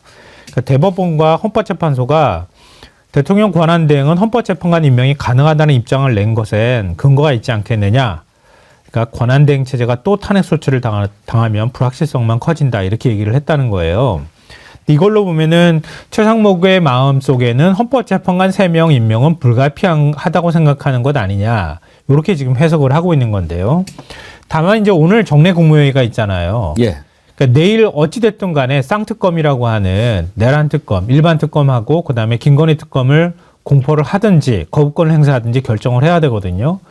근데 내일 물론 뭐 임시국무회의를 열 가능성도 있겠지만 오늘 정례 국무회의 때 아마 입장이 최종적으로 안건으로 올라가서 정리가 될 가능성이 매우 높습니다. 만약에 공포도 안 하고 거부권도 행사도 안 하면 어떻게 됩니까? 그렇게 하면 안 되는 거죠. 그러면 그냥 자동으로 공포가 되는 거죠. 그냥 실효가 네, 그냥 발생하는 거죠. 예, 네, 그럼요. 53조 5항에 법률안이 바로 그대로 효력이 발생하는 걸 네. 규정하고 있습니다. 오히려 그렇게 하지 않을까 하는 생각도 들어요. 책임을 회피하기 위해서 거부권도 행사하지 않고 공포하는 것도 하지 않는 방법을 택할 수도 있습니다. 그러니까요. 예. 근데 그 제가 조선일보 보도가 주목할 만한 보도가 나왔다고 말씀드린 거는 쌍특검에 대해서 거부권을 행사한다. 이 보도는 조선일보가 또 했어요. 그러니까 여권 고위 관계자 발로 이제 이가 나온 건데요. 지난 26일 법무부가 한덕수 국무총리에게 내란 김건희 특검 법안의 위헌 위법적 요소에 대해서 보고를 했고 최상목 권한대행도 이런 내용을 공유하고 납득한 것으로 안다 이렇게 얘기를 했다는 겁니다. 그러니까 최상목도 쌍특검의 위헌적 요소라고 자기들이 주장하는 것, 제가 볼 때는 그건 그냥 주장일 뿐이라고 보는 거지만 이 부분에 대해서는 생각을 공유하고 있다 이런 뜻이 된다고 볼 수 있거든요. 또 법무부가 이 부분에 대해서 위헌성에 대해서 얘기를 했을 때 최상목이 납득을 했다는 식의 그 보도 기사 내용이 들어가 있습니다. 이게 뭐냐면 오늘 원래 오전 10시에 정례 국무회의가 늘 정례 국무회의는 오전 10시에 있어요. 근데 오늘 오후 4시 30분으로 밀어놨거든요. 아하. 그러니까 최대한 쌍특검에 대한 거부권을 행사하는 데 있어서 숙고하는 모양새를 취할 필요성이 있었을 것이다. 그러니까 쌍특검은 거부권을 행사할 가능성이 매우 높고 근데 마냥 거부권을 계속 행사하고 국민의힘에서는 버티기가 어렵잖아요. 그러니까 국민의힘 내부에서 그럼 우리도 수정안을 내면서 뭔가 민주당하고 협상하자는 게 그게 고개를 좀 조금씩 들고 있는 상황입니다. 이렇게 돼버리면은 최상목 입장에서는 일단은 명분이 좀 서는 상황이기 때문에 헌법재판관 임명은 지금 국가 애도기간이잖아요. 그러니까 애도기간에 민주당이 어떤 행동으로 옮길 가능성이 없으니 오늘 이렇게 하면 민주당이 격하게 반발하기도 어렵고 그래서 1월 4일이 지나고 난 어느 시점에 제가 볼 때는 헌법재판관 3명은 임명하는 수순을 밟을 것 같은데 이건 자기가 독단적으로 대통령 권한대행으로서의 판단을 하기에는 부담스럽다고 아마 생각할 것 같아요. 최상목이라고 하는 사람 스타일로 볼 때. 그래서 그 다음 1월 달에 첫 국무회의가 1월 7일에 있을 거거든요. 그때 국무회의를 통해서 아니면 헌법재판관 임명을 할 가능성이 있지 않을까 개인적으로는 그렇게 조심스럽게 추측해 봅니다. 전혜원 원장님도 이제 언론인 출신인데 저는 중앙일보 오늘 단독 보도 최상목 헌법재판관 임명해야 한덕수 탄핵 전에 건의했다. 이 기사를 보고 팩트 여부를 떠나서 그런 생각이 들더라고. 이걸 딱 보는 순간 우리가 이제 그 기자 출신들은 그 배경이라든지 이런 걸 조금 생각하게 되잖아요. 아하, 길을 열어주는구나. 그런 생각 들지 않았습니까? 일단 최상목 그분 기재부 장관, 그러니까 경제부총리라서 경제통이라고 생각을 하는데 서울대 법대 출신이잖아요. 그래서 아마 지금 이 헌법재판관 임명이 반드시 필요하다라는 여러 가지 헌법학자들의 의견을 좀 참조한 게 아닌가라는 생각이 드는데 다만 제가 우려가 되는 것은 시간 끌기를 자꾸 하면서 헌법재판관 임명은 하더라도 이 특검에 대해서는 반대하는 모양새를 취하지 않을까라는 부분입니다. 실제로 권성동 의원이 정식으로 당 차원에서 지금 두 가지 모두 다 받아들일 수 없다라는 것, 특히 특검을 거부하라는 것을 정식적으로 요청했다라는 지금 속보는 오늘 아침부터 계속 나오고 있거든요. 그래서 우물쭈물하면서 시간 끌기라거나 책임 회피를 하지 않을까라는 우려가 되고 있고요.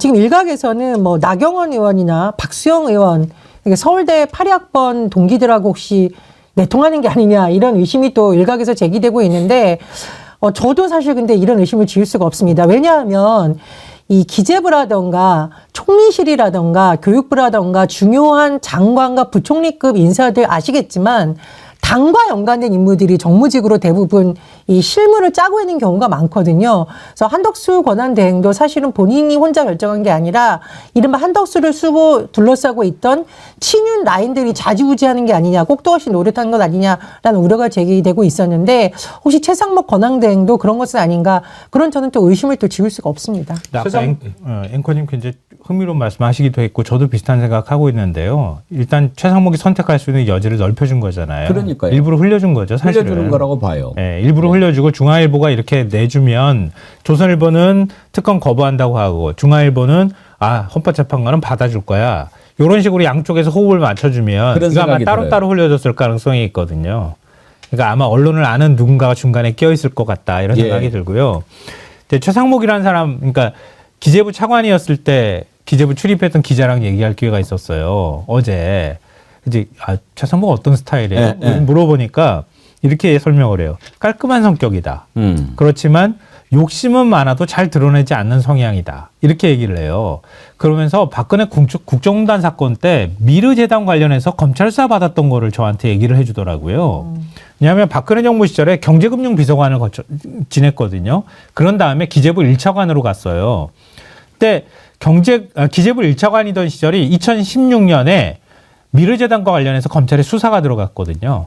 그 수사를 하다 보니 안종범 경제수석의 지시를 받아서 비서관 시절에 정경련 관계자들을 다 불러다 놓고 대기업 관계자죠. 불러다 놓고 미르재단 출연해 4차례나 회의를 열었어요.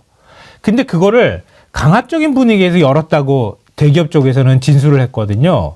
근데 그 회의를 주재한 사람이 안종범이 아니라 최상목이었던 거예요. 그렇게 했을 때 근데 왜 최상목은 처벌을 안 받고 나왔어? 그렇게 얘기했더니 그 기자가 하는 말 다 불어버리고 혼자 빠져나왔다는 얘기가 당시에 돌았다. 이렇게 얘기를 해요. 이 최상목이라는 사람을 좀 보여주는 것 같아요. 제가 볼 때는. 왜냐하면 이명박 박근혜 정권 시절에 굉장히 다 잘 나갔어요. 잘 나가고 윤석열 문재인 정부 시절에는 딱히 맡은 관직이 없어요. 그냥 농협대 총장만 맡았거든요. 2020년에. 그리고 난 다음에 윤석열 정부 들어서서 경제일 분과장으로 갑자기 인수위에 들어가 버려요. 그러면서 지금 승승장구한 거거든요. 그러니까 뼛속까지 이 사람은 보수 성향을 갖고 있거나 정통 관료 출신이다. 요거는 제가 그렇다고 생각하는데 다만 권력의 풍향에 민감할 수 있는 사람이다. 그리고 자기가 뭔가에 불리한 상황이 왔을 때 그것에 대해서 적극적으로 책임지지는 않는 성향인 것 같다. 그렇다면 이번에 특검법에 대해서는 어떤 방식으로든 여권 내에 이 정도는 행사할 수 있어라고 하는데 거부권 행사할 수 있어라고 하는데 민주당이 사실은 문을 좀 열어줬어요. 왜냐하면 두 거부권 행사하는 쌍특검에 대해서 거부권 행사하는 건 용인할 수 있어라고 하는 메시지를 어제 민주당이 던졌거든요. 제가 볼 땐 어제 우원식 국회의장하고 5분 동안 단독 비공개 회동했다고 하잖아요. 뭔가 언지를 받았을 가능성도 있어요. 저도 그렇게 생각이 돼요. 그리고 이제 일부러 국회에서 그 발표를 안 했지 않습니까? 회담 내용을. 그것은 오히려 역으로 내용이 있었다. 그렇게 보이더라고요. 그러니까 그때 그런 얘기를 하면 그렇게 해서 지금 꿍짝을 맞춰주면 그다음에 헌법재판관 3명 임명하는 것에 대해서는 한결 부담을 던 상태에서 임명할 수 있겠다. 돌아가는 상황은 제가 볼 때는 그쪽으로 좀 기우는 거 아닌가 싶어요. 민주당에서도 어떤 전략 전술을 구사할지 굉장한 고민을 하고 있을 것으로 생각이 되는데요. 저는 절대 저 내란 세력을 믿어서는 안 된다라고 생각을 합니다. 내란죄를 저지르고도 반성하지 않고 사과하지 않고 오히려 뻔뻔하게 수사까지 배째라는 식으로 이렇게 버티고 있는 상황인데 저놈들을 믿고 저희가 뭔가 민주당에 제안한다. 저거는 말이 안 된다고 생각을 하고요. 아마 만약 뭔가 움직인다라고 하면 저쪽에서 정말 국민들과 민주당이 아니라 국민들에게 역사에 신뢰를 주는 헌법재판관 임명 절차를 즉시 이행한다라고 하는 어떤 그런 행동을 하는 것을 보고 그 다음에 여야 의정 협의체든 뭐든 협의와 협상 테이블에 앉을 수 있는 것이지 믿을 수 없는 상대로 협상을 한다라고 하는 것은 저는 있을 수 없는 일이라고 생각이 됩니다. 만약에 그렇게 하지 않겠지만 최상목 등이 헌법재판관 임명 안 하고 버티면 어떻게 해야 된다고 생각하십니까? 당연히 저는 미루지 않고 탄핵을 저는 해야 된다라고 생각을 합니다. 물론 이제 저는 경제통이기 때문에 기재부 관료 출신이기 때문에 지금 이 정치가 경제에 미치는 영향을 그 누구보다 잘 알고 있을 거라고 생각이 되거든요. 지금 보게 되면 그 해외 막 거래하는 그 친구들이 주로 있는데 원래 예전에는 신용장 거래로 웬만한 거래는 다 됐대요. 근데 원래 신용장 거래로 하던 거래처에서 신용장을 너희 나라 못 받겠다라고 하면서 현금으로 일부 금액을 디파짓 해달라고 이렇게 이야기를 하는 곳이 꽤 있다라고 합니다. 그만큼 지금 현재 이 탄핵이라고 하는 절차적 헌법적인 어떤 질서를 회복하는 이 절차가 계속 불확실성 상태로 있는 상황이 경제에 미치는 영향 그리고 대외 신인도에 미치는 영향이 직접적으로 굉장히 크다라고 볼 수 있고 이것을 저는 누구보다 더 최상목 권한대행이 알고 있기 때문에 일단 헌법재판관 임명은 미루지 않고 저는 해야 된다라고 생각을 합니다. 특검법도 역시 마찬가지고요. 그러니까 박지원 의원도 얘기했었잖아요. 박지원 의원 얘기에 저는 개인적으로 좀 동의하기는 어렵지만요. 일단 탄핵 얘기를 안 꺼내는 게 좋겠다 이런 식의 취지로 얘기를 했잖아요. 그러니까 민주당이 정치력을 발휘해서 어떤 방식으로든 압박을 가하고 최상목하고 뭔가 최상목이 선택할 수 있는 여지를 만드는 환경을 조성해 주는 것도 하나의 정치력이라고 봐요. 그러니까 지금 당장 헌법재판관 3명을 임명하는 거 저도 그래야 된다고 당연히 생각하지만 그렇다고 해서 꼭 나중에 탄핵이란 카드를 전제로 놓고 막 이렇게 지금 몰아붙이는 것보다 지금 며칠이라도 더군다나 제주항공 여객기 참사까지 벌어진 상황이기 때문에 민주당은 최대한 몸을 낮추는 방식으로 정치력을 발휘하는 게 일단은 좀 좋겠다. 저치들은 그냥 뭘 해도 지금 안면몰수하면서 막 행동할 수 있잖아요. 근데 민주당은 그런 면에서는 조금 세련되게 움직일 필요가 있다는 생각은 들어요. 어쨌든 결과는 똑같을 수 있다 하더라도. 그러니까 며칠 안에 다 끝날 수 있다고 저는 봅니다. 공감은 제가 이제 그 이야기를 이제 민주당 내에서 여러 의원님을 통해서 이야기를 들었습니다. 이제 박지원 의원님과 같은 어떤 그런 같은 맥락의 취지라고 보는데요. 근데 이걸 한번 민주당이 당했어요. 한덕수 국무총리에게 한번 이렇게 사실은 속았거든요. 어떻게 보면 일종의 유화책에 속은 건데 한 번 더 당해서는 안 된다고 생각을 합니다. 지금 저들의 속셈은 너무나 뻔합니다. 4월 18일 헌법재판관 2명 퇴임하니까 그때까지 버텨가지고 헌법재판관을 4명 헌법재판관으로 만들면 탄핵할 수가 없다. 그럼 버틸 때까지 안면 몰수하고 버티겠다라는 그 전략으로 생각이 되거든요. 예. 근데 저런 놈들을 대상으로 이런 어떤 내란 수계와 같이 함께하는 세력을 대상으로 협상하고 유화책으로 나간다고 하는 거는 안 된다. 저는 안 된다고 생각합니다. 믿을 수 없다고 생각합니다. 예. 최상목 대행한테는 한가닥 기대를 가지고 있습니다. 왜? 그나마 좀 정신이 좀 박힌 강요 아닌가 싶어가지고요. 아무리 미친 정부였지만 그래도 정신 박힌 강요가 하나쯤은 있어야 되지 않겠습니까? 그런데 최상목 부총리가 그때 당시 강하게 반대했다. 더 강하게 반대했어야 맞죠. 그런데 또 그 미친 멧돼지 날뛰는데 그 앞에서도 그렇게 할 용기도 사실 있지는 않을 겁니다. 그래도 지금이라도 뉘우치고 마지막으로 국민 앞에 봉사하는 자세. 평생 국민이 준 세금으로 월급 받아 처먹었으면 마지막에 정신은 한번 차려야 되지 않겠습니까? 너네들이 지금까지 먹고 살았던 그 월급 다 우리 국민들이 준 거 아닙니까? 예.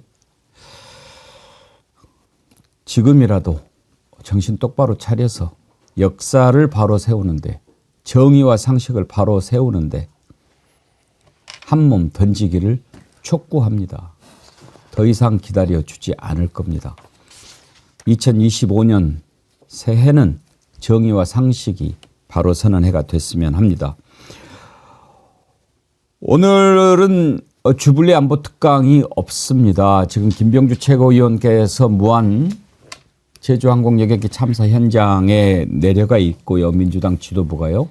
그리고 민주당이 지금 애도 기간이기도 하고 워낙 참사가 심각하기 때문에 정치적인 발언 또 이와 관련된 발언도 당분간은 자제하자 이렇게 했다고 합니다. 우리가 그 뜻을 충분히 받아들입니다. 오늘 백운기 정치 1번지는 여기까지 하도록 하겠는데요. 오늘 마지막 날인데 제가 세 분 패널께 특별히 부탁을 드렸습니다. 올 한 해를 보내면서 사자성어도 좋고 어떤 느낌을 좀 짧게 전해줬으면 좋겠다라고 했는데 연말연시면 등장하는 보드를 준비했습니다. 화이트보드를. 세 분께서 정리할 동안에 새해를 맞는 우리 백운기의 정어리TV 다짐을 영상으로 준비해봤습니다. 한번 보시죠. 여러분 안녕하십니까. 백운기입니다. 미친 윤석열이 결국 일을 저질렀습니다. 한밤중에 기습적으로 위헌적인 비상계엄을 발동했습니다. 윤석열 이제 그 종말이 너무나도 빠르게 다가오고 있습니다. 파면한다.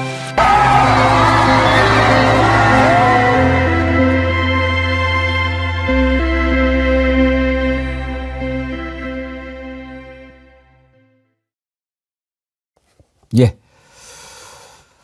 더 강하게, 더 딥하게 여러분들 찾아뵙는 2025년 되도록 하겠습니다. 이제 뒤로 해가 저무는데 난 12시 24분인데 그냥 느낌으로 올 한 해를 보내는 그런 느낌으로 뒷배경 준비했습니다.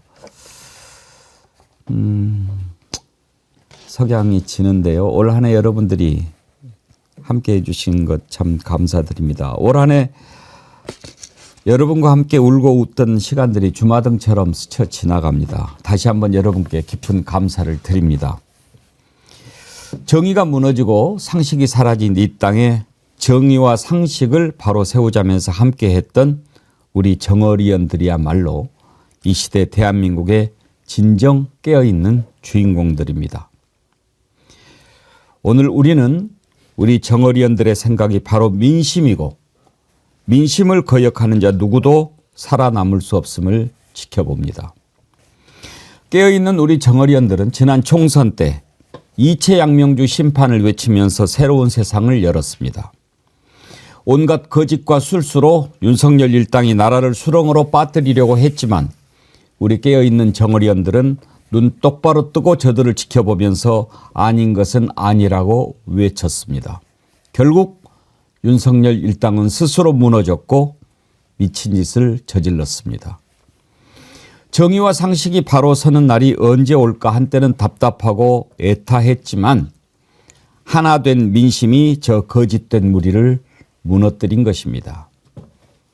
우리 정어리언들이야말로 역사의 승리자입니다. 이제 우리 앞에 남아있는 사명이 하나 있습니다.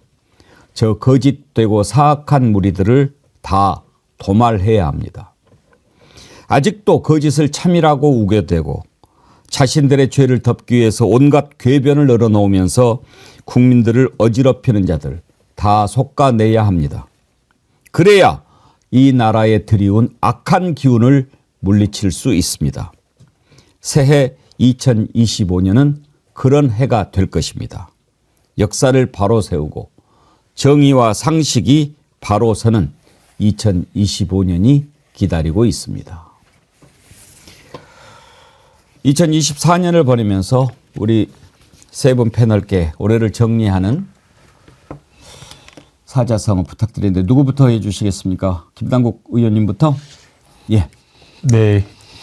2024년 참 정말 이런 해가 있을까 싶은데요. 1월 2일 날 아마 기억하실지 모르겠지만 이재명 대표님 희습이 있었습니다. 사실 연초부터 많은 국민들께서 같이 함께 눈물을 흘리고 정말 어려움이 많았는데 12월까지 이렇게 이런 일이 겹칠 줄은 몰랐습니다. 그래서 정말 한 해 수고 많으셨다는 말씀 먼저 많이 드리고 싶고요. 내년에는 정말 정의가 바로 섰으면 하는 마음에 정사척악이라고 하는 사자성어를 골랐습니다. 너무 상식적이고 당연한 것인데도 불구하고 뻔뻔하게 우기고 왜곡하고 계속해서 선동하는 세력들이 여전히 있습니다. 이러한 어떤 세력들을 세력이 저는 내란숙의 한 명이라고 생각하지 않습니다. 그 세력들이 전부 다 악이라고 생각을 하기 때문에 정의가 바로 세우고 그리고 그릇된 것과 악을 척결하는 정사처악을 2025년의 사자성어를 한번 골라봤습니다. 정사척악. 네. 네. 전현 원장님은 어떤 사자성어를 정어리언. 예. 제가 제일 좋아하는 그림인데. 정어리언이라 쓰고 정의, 상식 또는 국민 승리라고 읽겠습니다. 정어리언, 제가 작년 이맘때죠. 백운기 앵커님하고 구독자 0명에 가까운 데서 세웠는데 무려 50만 명이 넘는 분들이 이렇게 많이 힘을 모아주신 이유는 정의와 상식은 살아있다. 국민은 승리한다라는 그 말을 상징적으로 보여주는 말이라고 생각을 해서 정어리언이라는 말을 썼습니다. 박정훈 대령님이 최상병에 대한 약속을 지키려고 쓰러지지 않았던 것, 그리고 2024년 그 어려운 상황에서 야권이 새로운 정치의 실험을 성공시켜서 연합정치를 했고 저는 그 당의 후보로서 이룰 수 있었던 것, 그리고 이재명 대표에 대한 피습과 온갖 검찰의 압박과 부당한 수사에도 불구하고 아직까지 야당이 꿋꿋하게 남아서 국회의 기능을 되살릴 수 있도록 도와주신 분들, 그 모든 분들을 저는 정어리언이라고 이름 붙이겠습니다. 그래서 2024년 정말 의미 있는 내자, 사자성어는 아닙니다만 정의와 상식을 가진 국민들의 그 이름을 정어리언이라고 명명하겠습니다. 정어리언보다 더 멋있는 사자성어를 본 적이 없습니다. 김성환 평론가님 어떤 걸 준비하셨습니까? 고민을 많이 했는데요. 이거 지금 이게 사전에도 없는 말이고 막 이래가지고 예, 이게 사자성어라고 말하기도 좀 애매한데요. 예. 네, 저는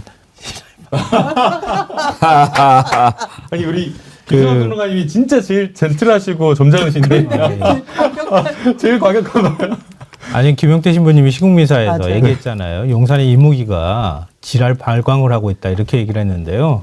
진짜 지랄 발광하는 꼴을 때 봤다. 내 인생에서 우리 국민들이 지랄 발광 때문에 얼마나 힘들어하나 이런 생각이 들어서 김 신부님한테는 제가 죄송하지만 김 신부님 표현을 제가 빌려와서 썼습니다. 근데 사자성어는 아니에요. 사실은 지랄은 우리나라 말이고 발광만 한자더라고요.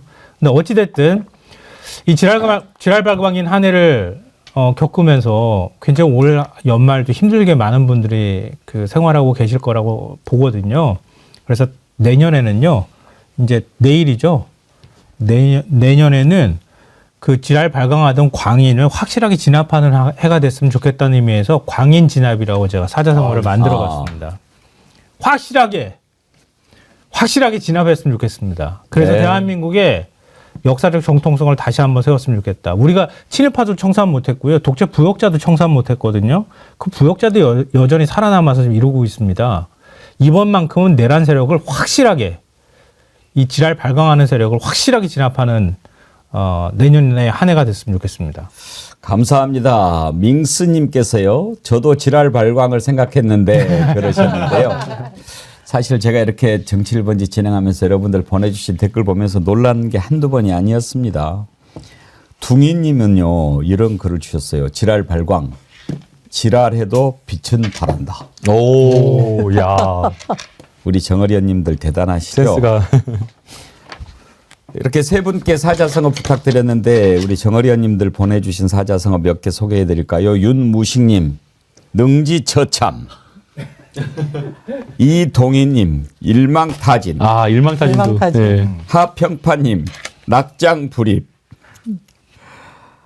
부산이대희님, 흔해 빠진 말 같지만 그야말로 올해 사자성어는 사필귀정입니다. 죄는 제대로 갑니다. 예. M5월의 비추님, 팔자소관. 배추도사님, 2025년의 사자성어는 대한민국으로 정합시다. 멋있네요. 예. 흑석동우님, 저는 전화유복이라고 생각합니다. 예, 정말 여러분들께서 이렇게 보내주신 사자성어 하나하나가 정말 김상무님 1818. 파란 무지개님이 예. 부부 입방도 있습니다. 부부 입방. 올드복서님, 구독자 60만을 못 채우고 금년 마무리하게 돼서 조금 아쉽습니다. 새해 더욱 분발하여 정의와 상식이 바로 서는 나라 만들기에 앞장서는 정치 1번지 조기 100만 달성과 건승을 기원합니다. 화이팅 하셨는데 화이팅! 예, 감사합니다. 50만 구독자 돌파한 뒤로 증가세가 빨라지고 있습니다. 오늘 어젯밤에 늦게 59만 명 넘어섰는데 새해에는 60만 대군으로 출발할 수 있지 않을까 기대해 봅니다. 함께해 주셔서 여러분 진심으로 감사드리고요.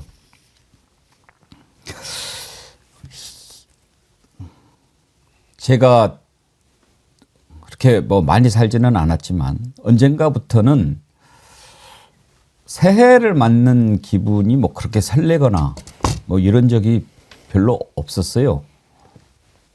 뭐 특별히 뭐 달라지는 거 있겠나 그런 생각 많이 했는데 뭔가 좀 설레는 마음으로 기대하는 마음으로 새해를 맞아보는 게 참 오랜만인 것 같습니다.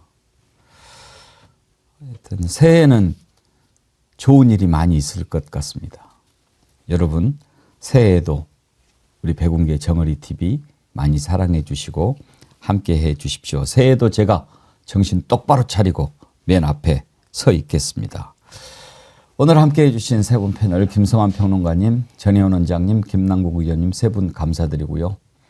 새해 건강하시고 복 많이 받으십시오. 예, 고맙습니다. 네, 새해 복 많이 안녕하세요. 여러분 올해 진심으로 감사했습니다. 새해도 늘 지금처럼 함께 해 주십시오.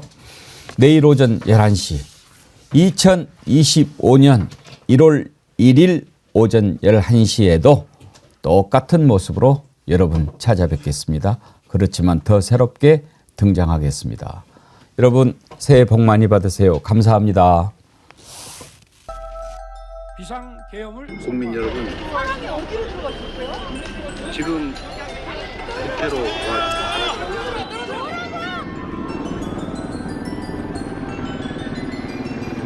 1997년 대법원 판례를 보면은 비상개혁은 모두의 정치행위 통째로 됐습니다. 알고 계십니까? 그거가 답니까? 이게 친위 쿠데타입니다.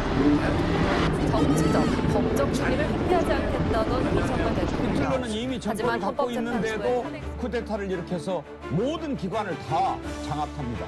대통령에 있으면서도 군대를 동원해서 국회를 침탈하지 않았습니까? 이게 쿠데타가 아니면 뭐란 말입니까?